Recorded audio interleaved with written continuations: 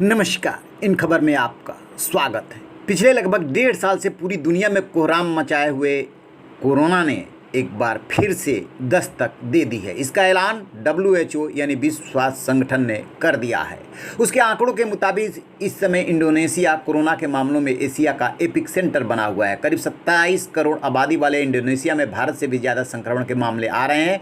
भारत में जहां पिछले 24 घंटों में 40,000 के आसपास केसेज आए हैं, वहीं इंडोनेशिया में 56,757 केस सामने आए हैं और अब तक संक्रमण के 27,26,803 मामले आ चुके हैं। इनमें से 21,76,412 लोग रिकवर भी हुए हैं, जबकि 70,000 की इंडोनेशिया में मौत हुई है। अगर अमेरिका की बात करें तो वहाँ पे भी कुल 50 राज्यों में से 19 में हालत ख़राब है। उन राज्यों में पिछले 25 दिनों में संक्रमण के मामलों में 350% की बढ़ोतरी हुई है। दक्षिणी कैलिफोर्निया के लॉस एंजल्स में घर के अंदर भी मास्क पहनना जरूरी कर दिया गया है। वैक्सीन के दोनों डोज ले चुके लोगों को भी यहाँ मास्क लगाना होगा। अमेरिका में कोरोना वायरस के केस कम होते हुए 8,000 प्रतिदिन तक आ गए थे, लेकिन अब यहाँ रोजाना 30,000 से ज़्यादा नए केसेस सामने आ रहे हैं। यदि बात करें रूस की, तो पिछले कुछ हफ्ते में यहाँ पे डेल्टा वेरिएंट की वजह से नया संक्रमण देखने को मिले हैं। पिछले 24 घंटे में 24,000 से ज़्यादा मामले सामने आए हैं।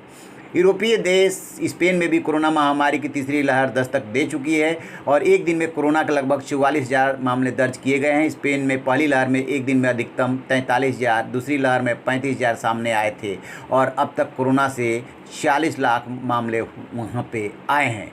यूरोप में कोरोना का बीटा वेरिएंट तेज़ी से बढ़ रहा है। इस वेरिएंट का पहला केस साउथ अफ्रीका में मिला था, जिसके बाद यह फ्रांस समेत कई देशों में तेज़ी से फैला। इसे देखते हुए ब्रिटेन अब फ्रांस को रेड लिस्ट में डालने पर विचार कर रहा है। फ्रांस से आने वाले लोगों को होटल में क्वारंटीन किया जा सकता है।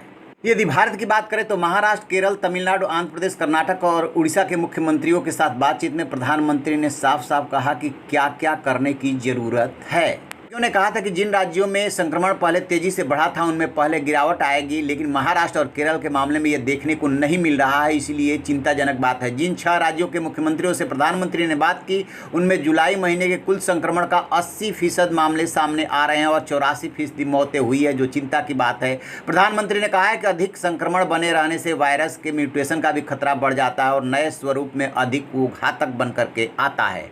पूर्वोत्तर के राज्यों का उदाहरण देते हुए उन्होंने साफ साफ चेताया और सलाह दी कि बजाय कि आप सब जगह लॉकडाउन लगाए, कंटेनमेंट जोन बनाकर संक्रमण को रोकिए, यही सबसे सफल मंत्र है।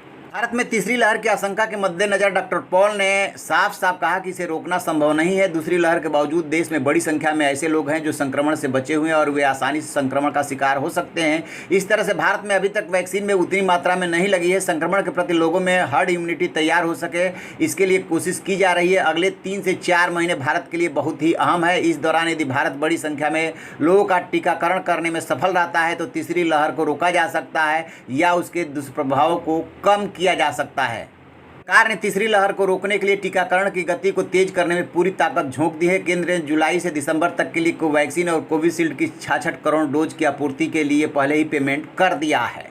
तो इस तरीके से कोशिश हो रही है, लेकिन हमारी और आपकी भी जिम्मेदारी है कि हम कोविड एप्रोप्रिएट बिहेवियर करें, अदरवाइज तीसरी लहर को नहीं रोक पाएंगे। तो इस पर रहेगी हमारी नज़र। आप रहिए ना बेखबर, देखते रहिए इन खबर। Thank you. इन खबर चैनल को सब्सक्राइब करें।